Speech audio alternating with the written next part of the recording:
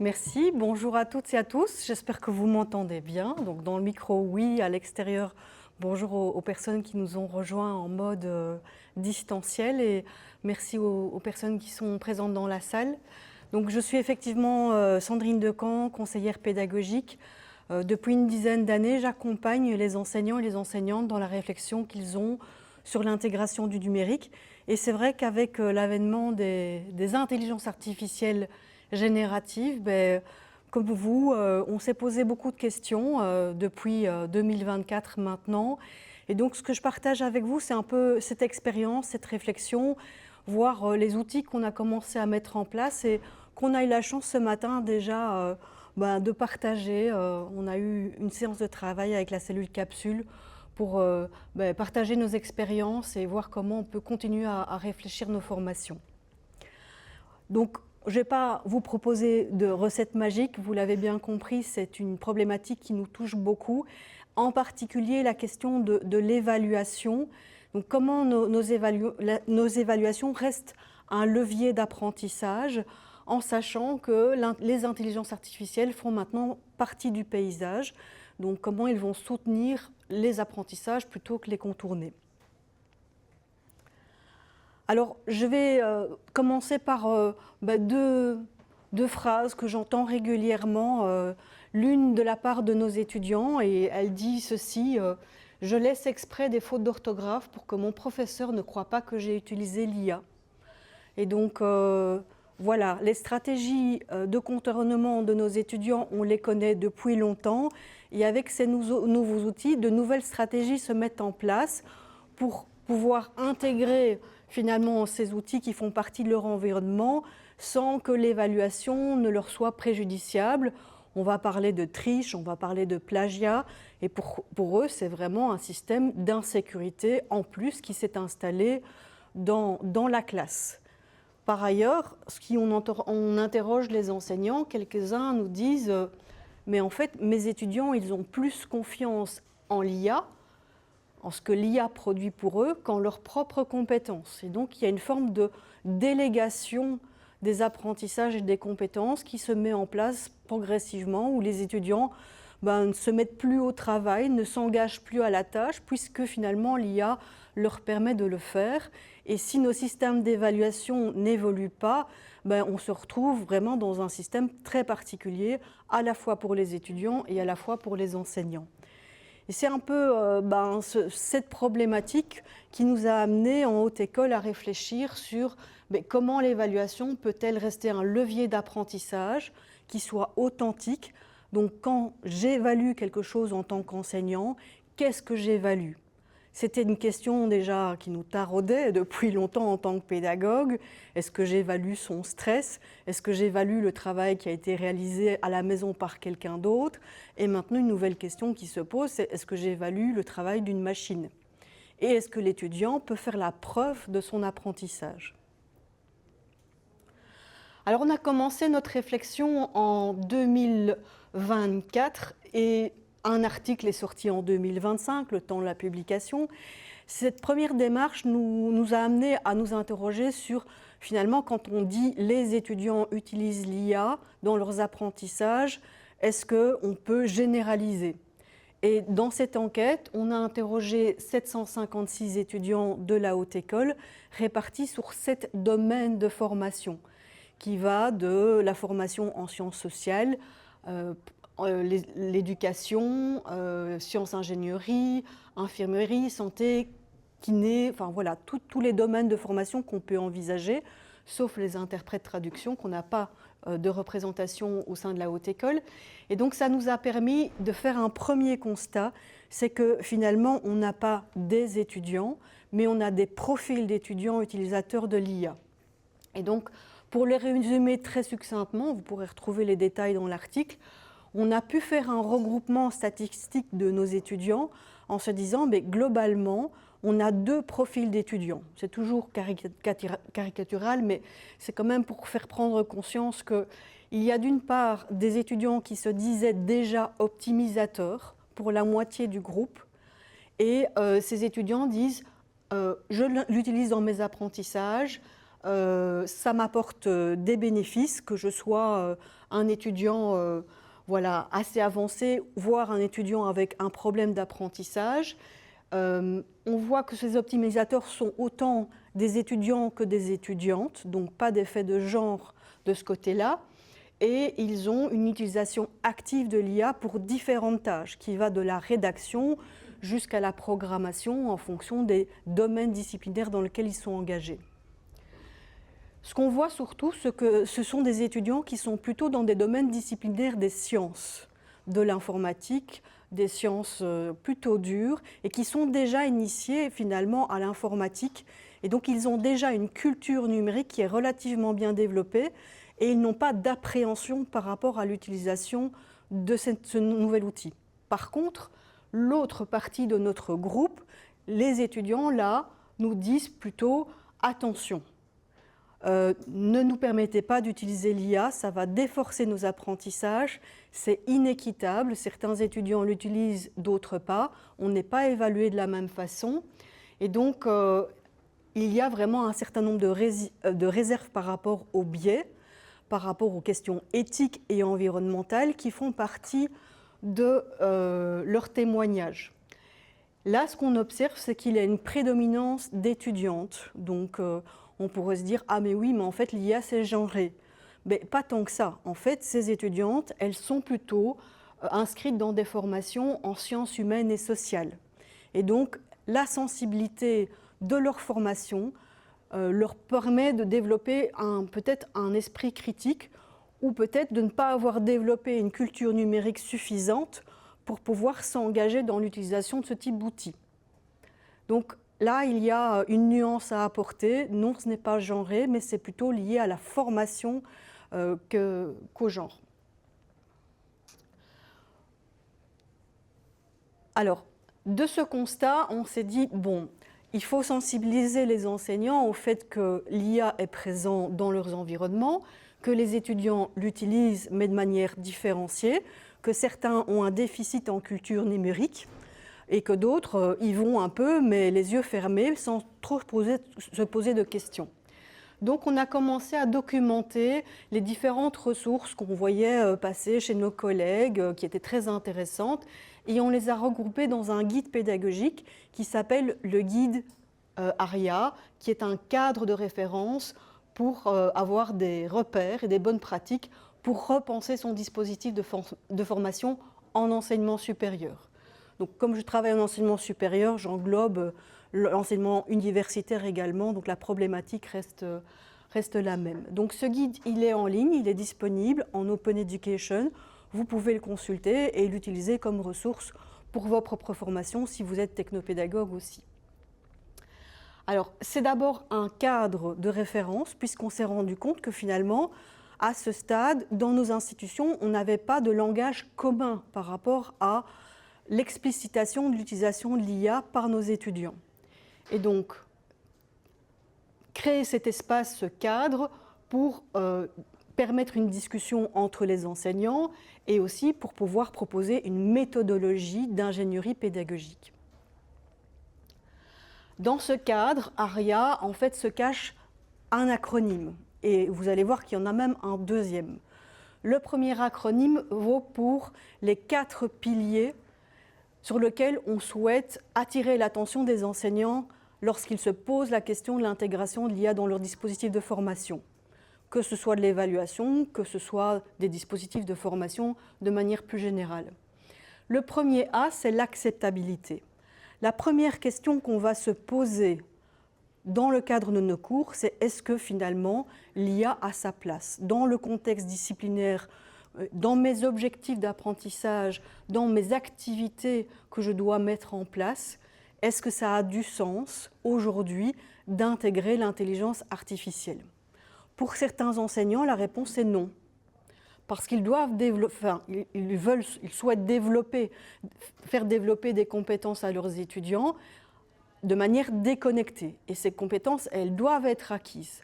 Donc il faut que je mette un contexte d'enseignement et d'apprentissage où l'IA ne sera pas disponible, ou en tout cas la consigne sera explicitement formulée. Il y a aussi la question de l'acceptabilité en termes d'outils. Quel outil je vais utiliser pour quelle tâche? On n'utilise pas ChatGPT pour tout. Et on va le voir avec la conférence de Bruno, il y a des outils d'intelligence artificielle générative qui sont beaucoup plus spécialisés, beaucoup plus performants pour des tâches de rédaction de travaux ou de recherche. Donc, avant de se plonger à corps perdu dans « ben oui, accueillons l'IA, ça fait partie de l'environnement », c'est de se dire « est-ce que c'est bien nécessaire? Est-ce que c'est utile? Ça répond à mes objectifs? Et si oui, quels sont les outils que je vais privilégier ?»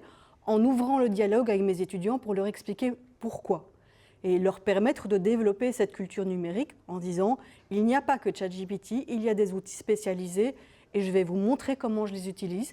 Vous en utilisez certainement aussi. Ils sont parfois beaucoup plus avancés que nous puisqu'ils sont sur les réseaux sociaux. Et sur les réseaux sociaux, vous l'aurez vu par exemple, Claude est très proactif pour l'instant. Il nous forme tous à utiliser Claude, qui est relativement performant, je dois le reconnaître. Mais il y a d'autres espaces de formation que ceux dont ils bénéficient dans leur institution de formation. Donc c'est aussi dans cette acceptabilité d'ouvrir un dialogue en classe sur qu'est-ce que vous faites de l'IA, qu'est-ce qu'on va en faire dans le cadre de ce cours et quelles sont les règles communes qu'on se fixe ensemble. À côté de l'acceptabilité, il y a la question de la responsabilité. Il faut rappeler aux étudiants que dans le cadre de leur formation, ils ont une responsabilité d'intégrité. L'intégrité académique, ce n'est pas nouveau. C'est quelque chose qui existait déjà bien avant l'IA. Et quand on remet un travail, on déclare officiellement que c'est notre travail. Ce n'est pas celui du voisin, ce n'est pas celui du neveu, ce n'est pas celui d'une machine, c'est celui dont on se porte responsable, même s'il y a un travail d'hybridation avec l'IA, parce qu'il y a eu un travail d'idéation, d'hybridation, voire de conceptualisation dans le travail, l'auteur reste l'étudiant. Il en reste responsable jusqu'au bout. Ça signifie que s'il dépose ce travail et qu'un membre du jury repère une erreur de référencement, ce qu'on voit encore régulièrement avec, dans la note bibliographique, des erreurs, des inversions, des confusions, voire des liens DOI qui ont l'air d'être un bon lien mais qui finalement ne nous mènent nulle part, eh bien ça c'est la responsabilité de l'étudiant. Il n'a pas relu son travail, il n'a pas vérifié chacune des informations et donc on ne peut pas valider un travail qui n'a pas été scrupuleusement relu et pour lequel il doit faire son travail de relecteur. J'ai remis à côté de cette responsabilité la question de l'évaluation sur comment on communique finalement à nos étudiants sur la place que l'IA peut avoir dans les travaux qu'on leur demande de réaliser. Pour certains travaux, l'IA a toute sa place, du début à la fin. Et de nouveau, c'est quelque chose qu'il faut expliciter. Et donc, on va utiliser un code couleur ou un code suffisamment explicite en tout cas pour dire, eh bien, on est dans soit une préparation, une collaboration, une intégration ou une exploration avec l'IA. C'est un exemple d'échelle, de positionnement que vous pouvez utiliser avec vos étudiants pour qu'au début de l'activité, ils sachent exactement les règles du jeu. Ce qui les met en sécurité, c'est qu'ils ne savent pas très bien d'un cours à l'autre ce que l'enseignant attend d'eux par rapport à l'IA. Ce n'est pas encore bien clarifié et comme on l'expliquait ce matin, ce qu'il manque, c'est finalement un code de conduite. Comme sur le code de la route, on est tous formés au code de la route pour nous mettre en sécurité en tant qu'utilisateurs. On n'a pas encore de code de la route, de code d'utilisation clair par rapport à l'IA. Et donc les étudiants, ils sont en insécurité. D'un professeur à l'autre, ils n'arrivent pas à évaluer les attentes parce qu'elles ne sont pas suffisamment explicites. Donc le premier travail, et je pense que Capsule est vraiment là pour vous accompagner dans ce processus, c'est d'identifier le type d'activité que vous allez demander. Est-ce que l'IA a sa place et quel est le type de consigne que vous êtes en capacité de communiquer aux étudiants pour savoir ce qui est attendu. Troisième pilier, c'est celui de l'intelligence collective. Alors là, il faut le comprendre à double sens. D'abord, finalement, l'intelligence artificielle, elle rentre en interaction avec notre intelligence humaine. Et on parle de plus en plus de co-intelligence. Si vous suivez des auteurs comme Ethan Mollick, qui est très généreux en communication sur les réseaux, sur LinkedIn, suivez-le, c'est en anglais, mais vous verrez que c'est une mine d'or. C'est quelqu'un qui, au jour le jour, documente les évolutions des grands modèles de langage. Et donc, il parle d'intelligence, de co-intelligence, en laissant penser que finalement, il y aurait une collaboration ou une relation symétrique entre l'humain et l'intelligence artificielle. Moi, je suis un peu plus nuancée. Je pense qu'on est plutôt dans une relation asymétrique, où l'intelligence artificielle a une mémoire incroyable du travail sur lequel il a déjà travaillé avec moi, et donc ça m'offre vraiment un système de mémoire transactive très important. Au fur et à mesure que je travaille, je le documente. Donc je peux dire qu'il y a une forme de co-intelligence. Par contre, il ne peut pas anticiper ce que moi je veux faire. Et donc il ne peut pas deviner quelles sont mes intentions. Je reste la personne qui conduit et qui maîtrise l'intelligence artificielle là où je veux aller. Donc voilà. Cette dimension d'intelligence collective, elle est aussi présente dans le cadre ARIA pour rappeler aux enseignants qu'on discute ensemble de nos dispositifs pédagogiques. On fait équipe, on fait partie d'une formation, d'un collectif, et donc on n'est pas seul dans son cours, mais on est en connexion avec d'autres enseignants qui ont les mêmes problématiques, qui ont les mêmes règles du jeu à mettre en place. Donc soyons cohérents et faisons corps ensemble par rapport au positionnement qu'on peut faire par rapport à l'IA. Et donc ces espaces d'intelligence collective, ils doivent prendre place dans nos institutions. C'est ce que Capsule met en place par exemple dans cette conférence, mais aussi dans les ateliers où on peut discuter de nos dispositifs pour envisager quelles sont les problématiques qui sont rencontrées. Dernier pilier, c'est la question de l'accessibilité. On parle beaucoup d'enseignement inclusif. Je pense que voilà, ça fait partie des mouvements qu'on peut retrouver, même si au Québec, au Canada, ça fait 20 ans qu'on parle de conception universelle d'apprentissage. Ce n'est pas nouveau pour eux. Chez nous, ça revient, en tout cas ça vient sur le devant de la scène. Donc utilisons l'IA pour favoriser cette notion de conception universelle de l'apprentissage, donc concevoir des dispositifs qui sont accessibles au plus grand nombre, plutôt que de faire des aménagements raisonnables, mais veillons surtout à ce que l'IA ne devienne pas une nouvelle fracture numérique. On sait que les étudiants sont déjà en fracture par rapport à des compétences numériques. Si certains restent un peu plus éloignés par rapport à l'IA, comment on va pouvoir aménager ces différents types de publics avec des profils numériques différents. Alors, autour de ARIA, on a aussi une méthodologie de design. Et donc, sans rentrer dans les détails, l'idée, c'est que dans le cadre d'un atelier, on passe par différentes phases. La première phase, c'est la phase d'analyse. On va analyser le dispositif existant en se disant « Est-ce qu'aujourd'hui, mon dispositif me permet encore d'évaluer ce que je veux évaluer ? Est-ce que l'IA ne va pas interférer avec mes consignes ? Et est-ce que mes critères d'évaluation sont toujours corrects ?» C'est le travail qu'on a fait un peu ce matin. Et donc, première phase d'analyse, on parle de vulnérabilité. Donc, c'est un nouveau vocabulaire qui apparaît. On parle aussi de, rafraîchissez-moi la mémoire, de résilience de nos évaluations.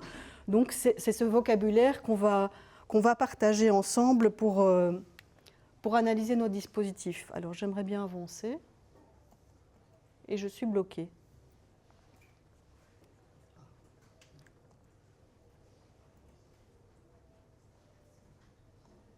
Voilà, ils y sont. Voilà, ça me permet d'introduire les 4 phases. À partir du moment où on a analysé son dispositif, on a identifié les problématiques, on va repenser son dispositif. Et donc là, on va concevoir avec de nouvelles intentions pédagogiques, par exemple, mais surtout en pensant à la traçabilité. Ça, c'est le mot-clé, la traçabilité. Ça veut dire quoi? Ça veut dire, est-ce que je peux avoir la preuve du processus par lequel l'étudiant est passé pour réaliser son travail? Quelles sont les traces? Quelles sont les preuves d'apprentissage que je vais mobiliser pour m'assurer que c'est bien son travail? Alors ces traces, elles peuvent être multiples. Ça peut être des notes prises à la main, qui sont photographiées, qui sont mises en annexe. Ça peut être un petit rapport réflexif, un e-portfolio. Ça peut être une petite vidéo, un témoignage. Donc là, il faut trouver des éléments de preuve qui nous permettent que oui, c'est bien son travail, oui, il y a eu un processus d'apprentissage. Ensuite, quand on a repensé son dispositif, on va intégrer les différents piliers dont j'ai parlé tout à l'heure et surtout, on va accompagner le dispositif. Ça veut dire qu'il ne faut pas penser que tous les étudiants sont au même niveau dans l'appropriation des intelligences artificielles. Il y a peut-être un moment d'initiation et de formation à certains outils. Et donc on le verra, ces outils sont plus ou moins élaborés. Donc ne pas sous-estimer l'accompagnement, puisque ce qu'on va évaluer, il faut le travailler en amont avec les étudiants. Ils auront pu s'exercer avec ces outils pour, au moment de l'évaluation, être prêts à réaliser la tâche demandée. Alors, dans l'expérimentation qu'on a faite en janvier 2025, on a rassemblé l'ensemble des enseignants de la haute école, toutes disciplines confondues, pour leur permettre un premier espace d'échange et de dialogue. Et on leur a soumis cette méthodologie où on leur proposait une situation à évaluer.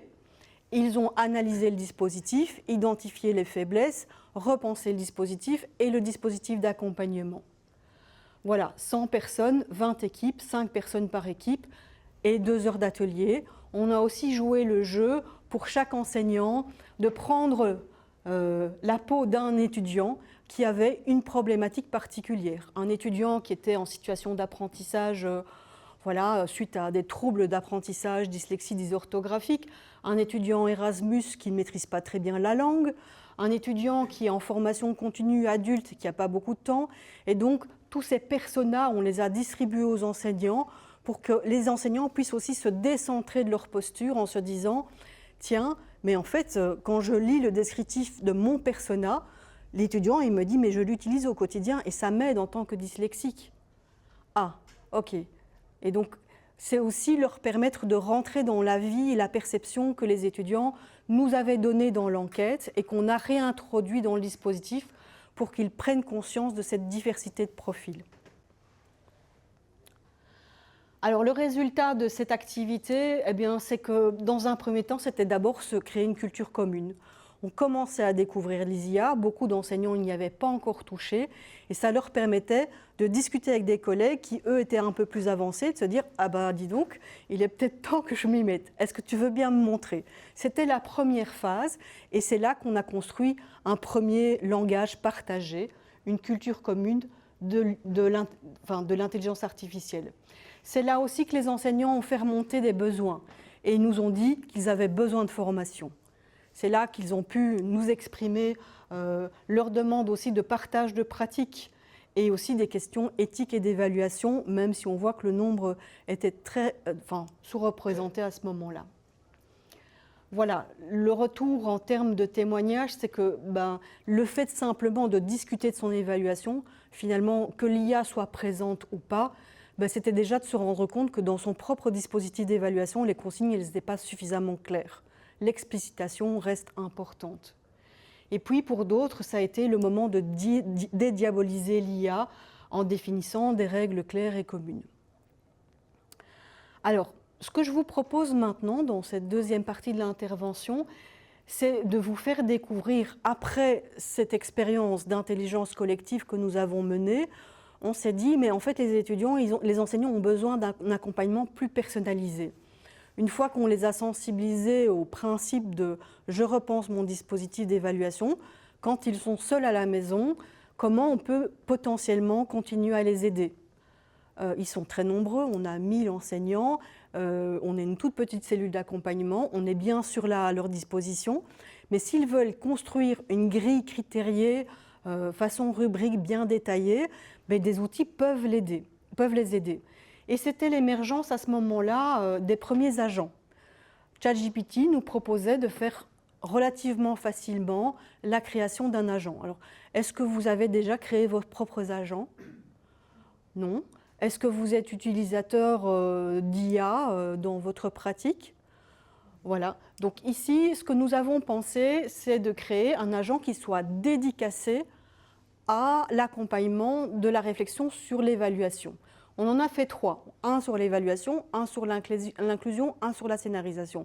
Ce que je vous propose ici, c'est rapidement de vous montrer un peu comment ça fonctionne. Alors dans ce document, dans la première partie, je vous rappelle les principes. Vous retrouvez aussi dans le bas du document l'échelle de Perkins. Voilà, parfait. Et au recto, vous verrez quelques situations qu'on pourrait éventuellement tester. Mais avant ça, je vais simplement faire une petite démonstration sur comment créer votre propre agent. Alors, au moment où je l'ai créé, ChatGPT m'offrait les bonnes conditions pour le faire. Aujourd'hui, je ne suis pas sûre que je referai le même choix d'outils. Vous voyez que la question de l'acceptabilité, elle se remet au quotidien. Voilà. Pourquoi? Parce que ChatGPT demande un abonnement payant maintenant pour créer un agent et que pour que mes étudiants puissent l'utiliser, ils doivent eux-mêmes se créer un compte sur ChatGPT. Donc, ce n'est pas encore la bonne formule. Je n'ai pas aujourd'hui trouvé exactement ce que je le souhaitais. Sachez qu'à Louvain-la-Neuve, à l'université où je travaille, à l'UCL Louvain, ils ont pris le parti de créer leur propre modèle de langage en s'appuyant sur Mistral et que potentiellement Mistral permet de créer des agents, mais ce n'est pas encore aussi optimisé que ce qu'on peut obtenir avec ChatGPT. Donc ici, c'est un peu un exemple de la manière dont on peut travailler aujourd'hui avec ces agents et comment ces agents peuvent nous soutenir en tant qu'enseignants ou conseillers pédagogiques dans certaines tâches. Et donc,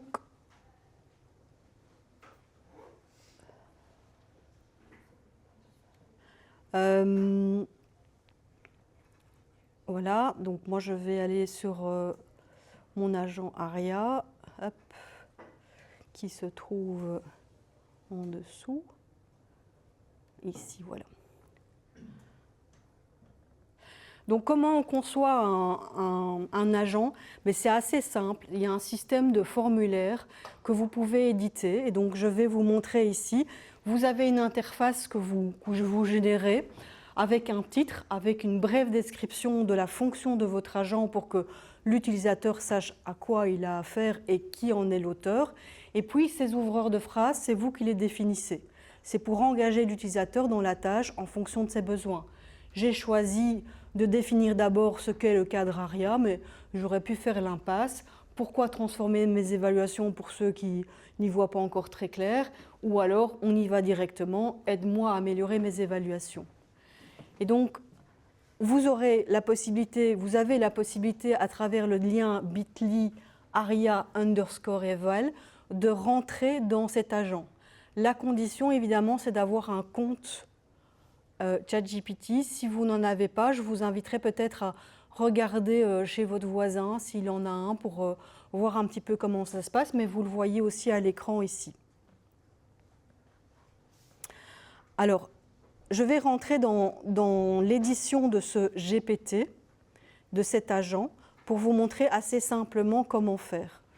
Donc, vous avez ici, sur la partie de gauche, un formulaire que vous complétez en fonction de vos intentions.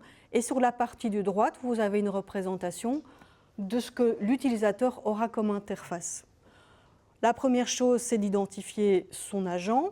Vous voyez, transformer l'évaluation, je l'ai complété. J'ai mis un descriptif et ensuite, j'ai mis une instruction. Vous le savez, le prompt, c'est ce qui va déterminer la manière dont votre agent va fonctionner. Plus il est précis, plus ça va guider l'utilisateur. Mon objectif, c'était de sortir un peu de cet élément probabilistique que ChatGPT nous offrait en lançant un peu au hasard des propositions pour que l'enseignant puisse améliorer ses évaluations. Donc je l'ai guidé. Je l'ai guidé en disant, mais en fait, moi j'ai une méthodologie et je voudrais que l'enseignant qui va repenser son dispositif passe par cette méthodologie. Vous retrouvez les 4 étapes, analyser, repenser et accompagner. Et donc l'agent va suivre cette méthodologie. Il ne va pas faire comme un ChatGPT classique où il va vous faire plein de propositions créatives, il va suivre cette ligne de conduite. Et chaque étape, je l'ai documentée en disant exactement ce que j'attends comme comportement de la part de ChatGPT, en lui disant quelles sont les questions guides qu'il va poser, quelles sont les balises critiques auxquelles je souhaite qu'il soit attentif pour ne pas tomber dans des pièges de généralité ou de ne pas utiliser par exemple le terme universitaire, parce que moi je voudrais que ce soit un terme plus englobant de l'enseignement supérieur, comme je vous l'ai dit tout à l'heure. Donc j'ai essayé de documenter au maximum cette méthodologie. Une fois que le prompt a été rédigé, vous le savez, il y a cette technique de prompt inversé. On peut renforcer le prompt en demandant à l'IA de l'améliorer encore. Voilà, j'y reviens parfois encore parce qu'il y a des petits soucis ou parce qu'il y a des comportements qui ne me conviennent pas et je reviens dans le prompt. Les amorces, vous l'avez vu, ce sont des amorces que je décide de mettre ou pas en fonction du type d'engagement que je veux susciter chez l'utilisateur. Et puis, dans un principe de RAG, vous savez ce que c'est un RAG? Un RAG, c'est une base de données. RAG, c'est l'abréviation de Retrieval Augmented Generation. Désolée pour mon anglais. Mais ça veut dire quoi? Ça veut dire que plutôt que de dire à mon agent, vas-y, va sur Internet, sur les forums et tout ce que tu vois comme information pour répondre, c'est lui dire, tu ne vas que dans les documents que je te renseigne. Donc je crée une boîte, une base de données fermée pour que la discussion, elle ne se concentre que sur ces ressources. Donc vous voyez ici que j'ai une vingtaine de ressources et qui va alimenter la réflexion. Donc tous les éléments qui ont été créés par mes collègues en Open Education et que je trouvais intéressants, l'échelle de Perkins, etc., le travail de Sherbrooke, alimente cette base de données. Donc on ne part pas dans le vide, on part sur quelque chose qui est documenté. Ensuite, vous avez la possibilité soit de cocher ou décocher des fonctionnalités. J'ai décoché la recherche sur le web, j'ai décoché Canva.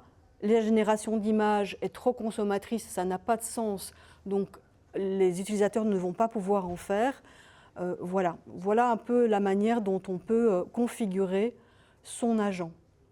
Évidemment, c'est un exemple. Si vous, en tant qu'enseignant, vous avez un cours, et peut-être que Bruno nous partagera son expérience dans le cadre du cours de psychologie générale, je pense. Avant, on faisait des facs, et les étudiants pouvaient poser des questions sur du vocabulaire, mais c'était assez statique. Maintenant, tout ça est documenté, et l'étudiant peut avoir une vraie conversation à partir du syllabus de cours. Voilà. On peut aussi imaginer que vous deviez gérer des stages avec beaucoup de documentation administrative. On peut rassembler dans cette base de données, ce RAG, tous les documents administratifs des stages et l'étudiant va interroger la base de données. S'il ne trouve pas de réponse satisfaisante, l'agent va renvoyer vers une personne humaine qui va mieux le conseiller. Voilà un petit peu ce principe. Donc ce que je vous propose ici dans le temps qui nous reste un peu, c'est que vous puissiez rejoindre cet agent dont vous trouvez l'adresse là. Si vous avez un compte ChatGPT de nouveau, vous pouvez tester une des situations. Alors je ne vais peut-être pas mettre nos collègues informaticiens à l'épreuve pour repasser dans mon PowerPoint, c'est peut-être pas nécessaire, mais vous verrez au recto de votre feuille qu'il y a différentes situations. Donc soit il y a une situation qui vous parle davantage, vous verrez que dans la première situation, c'est... il faudrait que je retrouve s'il y a encore un exemplaire. Je ne veux pas vous en priver, merci. Et je vais mettre mes lunettes. On peut remettre le PowerPoint. Donc la première vignette, c'est vous permettre de construire un dispositif d'auto-évaluation qui intègre l'IA. La deuxième, c'est une évaluation vulnérable face à la délégation de l'IA. Et la troisième, c'est j'aménage une évaluation pour un étudiant dyslexique. À chaque fois, j'ai mis un petit mot de contexte, mais j'ai surtout commencé à rédiger un prompt que vous pouvez introduire dans l'agent pour voir comment il réagit. Vous pouvez aussi choisir une de vos évaluations où vous mettez quel est votre rôle en tant qu'enseignant, quel est le type d'évaluation que vous proposez et quelles sont les difficultés que vous observez aujourd'hui par rapport à l'utilisation de l'IA et de voir comment se comporte l'agent par rapport à votre proposition. Donc si vous êtes d'accord, je vous laisse interagir pendant 10 minutes. Et là où, merci beaucoup, là où on se retrouve, c'est sur votre réaction par rapport à cet agent. Qu'est-ce que ça suscite chez vous comme question? Est-ce que ça vous interpelle? Est-ce qu'il y a des comportements qui vous semblent particuliers? Et comment vous envisageriez éventuellement de l'utiliser ou pas, si l'expérience est concluante. Alors, je voudrais conclure sur 4 points. Vous avez compris que le nombre 4, c'est le nombre d'or dans ma présentation. On reste toujours dans le carré ou dans le cadre. La première chose, je pense que quand on pense à repenser son dispositif d'évaluation, c'est déplacer son attention du produit, donc de ce que l'étudiant va déposer sur la table, au processus, donc comment il l'a réalisé. Et ça, c'est toute la complexité. Qu'est-ce que je vais aller chercher comme élément de preuve pour voir l'étudiant au travail? Et d'une discipline à l'autre, c'est très variable. Donc on compte sur votre expertise pour aller chercher les bonnes preuves. Et ce n'est pas le conseiller pédagogique qui est en capacité d'identifier la bonne source. Mais on est là pour vous accompagner, pour centrer votre attention sur le processus documenté. Alors ça peut être quoi? Ça peut être des journaux réflexifs, des historiques de prompts. Au début, à l'UCL Louvain, il fallait qu'on mette tous les prompts, toutes les copies. Mais on se retrouve avec des annexes de travaux comme ça, donc c'était ingérable. Évidemment, on voulait tout contrôler, comme d'habitude, et on s'est dit, mais demandons-leur les prompts dont ils sont les plus fiers, ou les prompts où le résultat était un peu scabreux, et un prompt au début du travail, un prompt à la fin, pour montrer qu'ils avaient aussi acquis des compétences dans la manière de formuler leurs requêtes. C'est aussi une compétence à évaluer d'une certaine manière. Des versions à noter. Alors, moi, ce que j'ai fait cette année-ci, j'ai demandé aux étudiants qui travaillaient en groupe de me déposer régulièrement des petits rapports d'équipe. Et je les ai fait déposer dans Teams pour que j'ai une trace. Je déposais moi-même des évaluations intermédiaires sur l'avancement de leurs travaux. Et puis, j'ai demandé aux équipes de jouer l'évaluation par les pairs. Et donc, dans Teams, chaque équipe a évalué au moins 2 travaux de leurs collègues. Et donc, finalement, par équipe, j'ai un Teams où j'ai toute une histoire, du début à la fin, du processus de création de leur microsite pédagogique.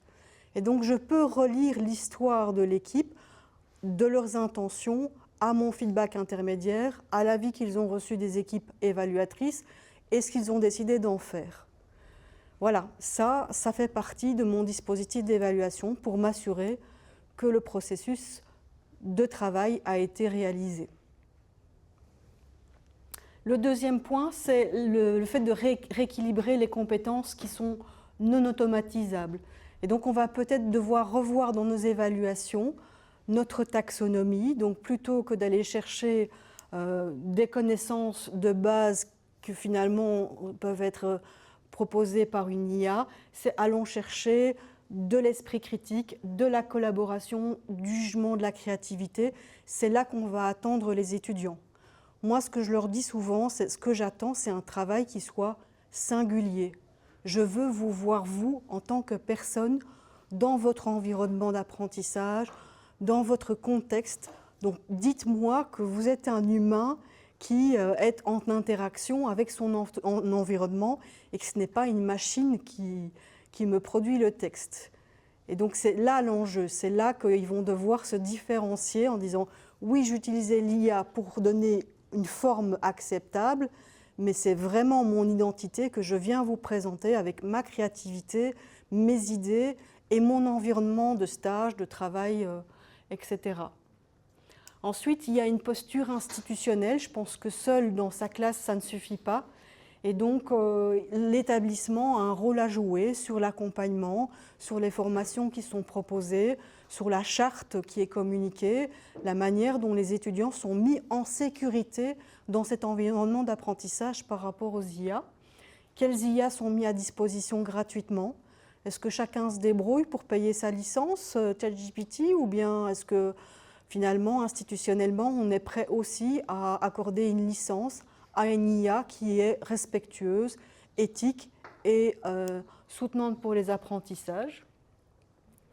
Et puis pour terminer, vous l'avez compris, la co-intelligence, c'est sans doute le levier à utiliser, et donc favoriser des moments de réflexion comme aujourd'hui. D'abord, je remercie la capsule de nous avoir invités et je reste à votre disposition pour continuer la réflexion ensemble.